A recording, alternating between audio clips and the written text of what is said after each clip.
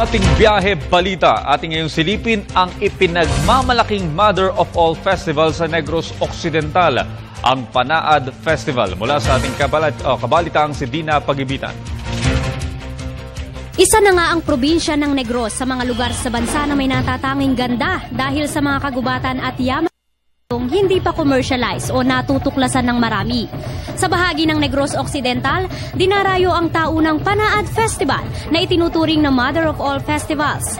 Matutunghayan kasi dito ang may 32 festivals ng may 13 bayan at 19 na munisipalidad ng Negros Occidental. Taong 1993 pa nang simulan ang nasabing festival bilang pasasalamat sa masaganang buhay ng mga residente roon. Ipinamamalas dito ang yaman ng kasaysayan, sining at kultura, turismo, gayon din ang galing ng mga residente sa paggawa ng mga world-class handicraft at organic food products. Kaya naman, ano pang hinihintay nyo? Get ready upang personal na tunghayan ang Panaad sa Negros Festival sa darating na March 31 hanggang April 6.